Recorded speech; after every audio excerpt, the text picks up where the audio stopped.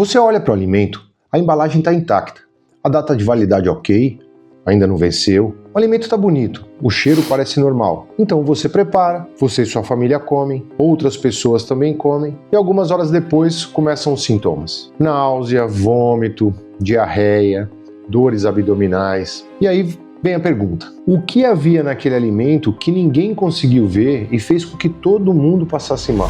Hoje nós vamos seguir o rastro dos surtos alimentares registrados no Brasil, para entender uma coisa incômoda. Muitas vezes, o alimento mais perigoso não parece perigoso. E a pergunta que vai guiar esse episódio é simples, direta e talvez desconfortável. Você confia no alimento que parece normal? Nesse episódio, nós vamos falar dos ovos, da água, do leite, carnes, pescado, eventos, restaurantes e residências. Vamos entender por que algumas bactérias aparecem repetidamente nos surtos alimentares. Vamos ver por que em muitos casos nunca conseguimos descobrir exatamente qual foi o alimento culpado. E vamos chegar a uma reflexão fundamental. A segurança dos alimentos não começa quando alguém passa mal. Ela começa muito antes. Começa na água, na matéria-prima, na higiene, na temperatura, na manipulação, no processo, no transporte, nos autocontroles, na fiscalização e na responsabilidade de todos que participam do caminho do alimento até a sua mesa. Porque se os agentes causadores dos surtos já são conhecidos há décadas, a pergunta inevitável é: por que os surtos continuam acontecendo ano após ano? Se está gostando, por favor, deixa um like para fortalecer, ajuda na indicação. Quando escolhemos um alimento, normalmente confiamos em 4 sinais: cor, cheiro, sabor e textura. Isso parece lógico. Durante milhares de anos, a humanidade aprendeu a desconfiar do alimento estragado pela aparência, odor, textura, pelo sabor alterado. Esse instinto ajudou a nossa espécie a sobreviver. No episódio anterior, quando falamos da história da inspeção, vimos que a preocupação com alimentos seguros acompanha a humanidade desde as civilizações antigas. Mas existe um problema. Esses sinais que usamos no dia a dia são úteis para perceber as deteriorações evidentes. Eles não são suficientes para detectar muitos perigos. Um ovo contaminado por salmonela pode estar com a casca perfeita. Uma maionese contaminada por salmonela pode estar com sabor aparentemente normal. Um alimento pode estar dentro da validade e ainda assim ter sido exposto a uma falha de temperatura. Uma carne pode parecer adequada, mas ter passado por contaminação cruzada, com Staphylococcus aureus, por exemplo. Uma água pode estar visualmente limpa e ainda carregar micro-organismos capazes de causar doença. E esse é o ponto central. Os nossos sentidos não foram feitos para enxergar bactérias, vírus, toxinas, parasitas, contaminantes. E é exatamente aqui que mora o perigo. O problema é que alguns inimigos não chegam fazendo barulho. Eles são silenciosos, invisíveis e às vezes se multiplicam quando ninguém percebe. Então surge a próxima pergunta: se o consumidor não consegue ver esse perigo, quem consegue? E mais importante, quem são esses inimigos? A Escherichia coli, Shigella, elas aparecem frequentemente associadas à contaminação fecal, à água contaminada, falhas de saneamento. Aqui, a água deixa de ser apenas um ingrediente ou uma bebida, ela pode ser vínculo de doença. Já o Bacillus cereus, Clostridium perfringens, tem uma relação muito forte com o tempo e temperatura. Alimentos preparados em grande quantidade, mantidos por muito tempo em temperatura inadequada, resfriados lentamente ou aquecidos de forma inadequada, podem conter os agentes. Perceba, não estamos falando apenas de comida visivelmente estragada. Nós estamos falando de processo, de tempo, de temperatura, de higiene, de água, da manipulação, dos controles que são exercidos durante essa manipulação. E é aqui que a história fica ainda mais inquietante, né? Se esses agentes são conhecidos, estudados, catalogados, ensinados há décadas, por que ainda continuam aparecendo nos surtos? Analisamos mais de 5.000 surtos registrados no Brasil. Desses, envolvendo mais de 1.600.000 pessoas expostas. Mais de 105.000 pessoas doentes. A salmonela aparece em mais de 1.000 surtos, de longe a maior suspeita nacional. Depois vem o Staphylococcus aureus, com 539 surtos.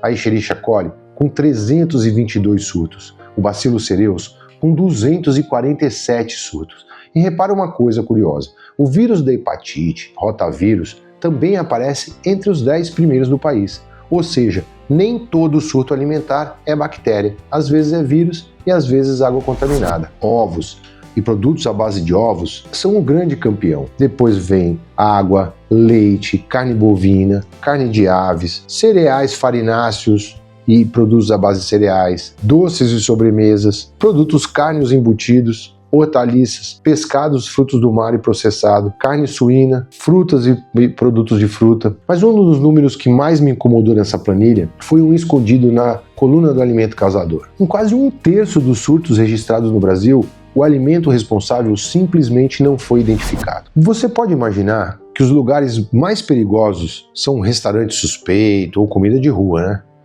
Errado. O lugar campeão e que ninguém desconfia é a residência. Pois bem, o Banco Nacional confirma isso com um número exato.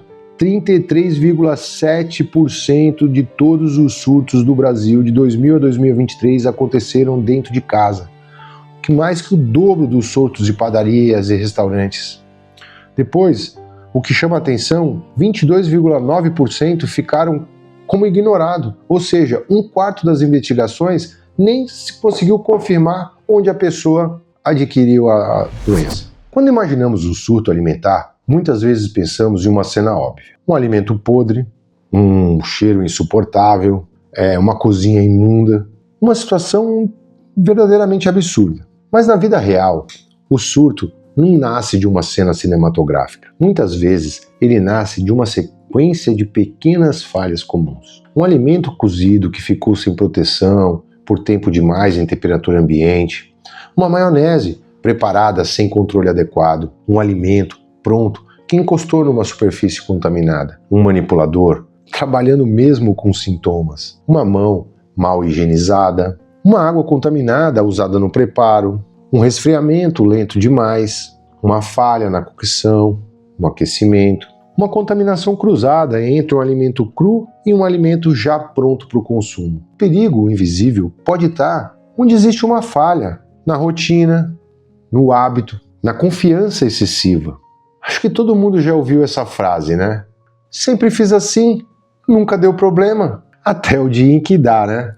E quando dá problema, começa uma nova dificuldade: descobrir qual o alimento foi culpado. E isso pode ser muito mais complicado do que parece. Quando várias pessoas passam mal depois de uma refeição, a nossa cabeça procura uma resposta. Foi aquele alimento? Foi aquele prato? Não, foi aquela maionese? Foi aquela carne? Talvez aquela sobremesa? Então, por isso, uma investigação de um surto parece muito com uma investigação do CSI. Quem comeu, onde comeu, quando começaram os sintomas, quem não comeu, quem comeu e não adoeceu, quais alimentos estavam em comum entre os doentes. Sobrou alimento para análise? Houve coleta? Houve confirmação laboratorial? Quem quiser conhecer a ficha de notificação e investigação, vou deixar o link aqui na descrição desse vídeo. Mas nem sempre existe uma prova perfeita. Investigar um surto alimentar não é tão simples. Na prática, quando os sintomas aparecem, o alimento muitas vezes já foi consumido ou já foi descartado. Não existe mais amostra para uma análise laboratorial. As pessoas podem não lembrar exatamente tudo que comeram. Alguns adoecem, outros não. Geralmente, as pessoas nem notificam. Muitas vezes, e sem amostra, sem vínculo epidemiológico claro ou sem confirmação laboratorial, muitos casos ficam sem agente identificado. Isso é muito importante que as pessoas entendam. A ausência de identificação do agente não significa que o surto não existiu. Significa que muitas vezes a evidência desapareceu antes que pudesse ser analisada. E aqui surge um ponto de virada. Se a investigação começa somente depois que as pessoas passam mal, talvez a pergunta principal esteja errada. Talvez o mais importante não seja descobrir somente quem foi o culpado, seja impedir que eles cheguem à nossa mesa. Até agora, parece que estamos falando apenas de cozinha, de restaurante, de festa, de supermercado, de casa. Mas na verdade, estamos falando de uma cadeia inteira de decisões. A segurança dos alimentos começa muito antes, começa na qualidade da água, na origem da matéria-prima, na saúde dos animais, nas condições dos estabelecimentos, na higiene dos equipamentos, no fluxo de pessoas, no controle de temperatura, no treinamento de manipuladores, na separação entre alimento cru e alimentos prontos, no resfriamento, no aquecimento, na embalagem, no transporte, na rastreabilidade, nos autocontroles e na inspeção, por que não? E na cultura sanitária de quem produz, de quem vende, fiscaliza, de quem consome. Essa é a grande mudança de perspectiva. Não se impede um surto com uma única ação. Não é só um carimbo, não é só com fiscalização, não é só com laboratório, não é só com cuidado individual. É com um sistema formado por várias barreiras. E cada barreira existe porque alguma falha, em algum momento da história, ensinou que cada tipo de alimento pode causar determinada doença. No episódio anterior, nós vimos como a inspeção foi se formando ao longo de milhares de anos. E agora estamos vendo porque ela continua necessária. Porque o perigo nem sempre aparece na superfície. E é exatamente aqui que muita gente entende errado o papel da inspeção. Quando se fala em inspeção de alimentos, muita gente imagina alguém olhando a estrutura, se o ambiente está limpo, conferindo documentos, ou aprovando o produto final, ou colocando um carimbo. Mas a inspeção moderna vai muito além disso. A inspeção olha processo, olha os fluxos, os riscos envolvidos, avalia os autocontroles, o histórico, as evidências, procura falhas em potencial, vê a capacidade de prevenção de quem produz o alimento. Como já vimos, um alimento seguro não depende apenas da sua aparência final, depende de como ele foi produzido, de como ele foi manipulado, de como foi controlado em cada etapa. E é por isso que programas de autocontrole, boas práticas, BPFs, procedimentos de higiene PPHO, controle de temperatura, de água, rastreabilidade, análises laboratoriais não são só burocracia, são barreira contra os perigos. E aqui vale lembrar um ponto importante do episódio anterior. Quando falamos de APPCC, vimos que a lógica ganhou força justamente por ensinar que o perigo pode surgir durante o processo e a prevenção também precisa atuar durante o processo. O laboratório pode confirmar uma suspeita, mas a prevenção deve atuar na causa.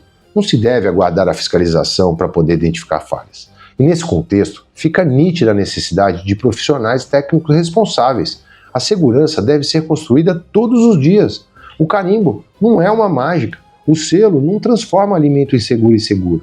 Ele deve ser consequência de um sistema que funcionou. Uma das mensagens mais importantes do canal é: o consumidor ele vê o alimento, a inspeção enxerga o caminho. Então voltamos à pergunta do início. Você confia no alimento que parece normal? Depois de tudo que vimos, a sua resposta não pode ser mais ingênua. Você não pode e não deve confiar apenas na aparência, não deve confiar apenas no cheiro, não deve confiar apenas no sabor, não deve confiar apenas na validade, né? Não deve confiar apenas no local de venda. Você deve confiar em sistemas que reduzem o risco antes que ele chegue até você. Um alimento bonito pode esconder um perigo. Um alimento cheiroso pode não ser seguro. Um alimento dentro da validade pode ainda ter sido mal manipulado, mal conservado. E por isso que a segurança dos alimentos não pode depender só dos nossos olhos, narizes e da nossa sorte. Ela precisa depender de uma construção que começa na produção, no autocontrole, nos responsáveis técnicos, na consciência de quem manipula, na inspeção, na consciência dos consumidores. Quando um surto aparece, é porque o sistema falhou em algum ponto. Pode ter sido uma pequena falha, pode ter sido uma sequência de falhas, provavelmente algo que ninguém percebeu a tempo. Mas quando as pessoas adoecem, significa que o perigo já chegou no seu prato. E o objetivo da segurança dos alimentos é fazer com que os surtos nunca aconteçam, porque as pessoas precisam se alimentar para se manter vivo, não para adoecer. Agora eu fiquei curioso, né? Quando você escolhe um alimento no mercado, em casa ou em um restaurante, em que você mais confia? Na aparência? No cheiro? Na validade? Na marca? No carimbo? Escreva nos comentários. Essa resposta ajuda a entender como a sociedade percebe a segurança dos alimentos. E ela também ajuda a orientar os próximos episódios aqui do canal. No próximo vídeo, nós vamos entrar num lugar que a maioria dos consumidores nunca viu: os bastidores de um estabelecimento sob inspeção. Escreva nos comentários quais locais você gostaria de conhecer. Um frigorífico, laticínio, entreposto de pescado? Me fala aí. E agora que você sabe que o perigo pode ser invisível, a minha pergunta é: o que acontece na prática para impedir que esse perigo chegue à sua mesa. E é isso que nós vamos mostrar no próximo episódio. Porque existe muito mais atrás de um alimento seguro. Existe ciência, existe processo, existe responsabilidade, existe inspeção. E existe algo que esse canal nasceu para revelar. O que existe além do carimbo.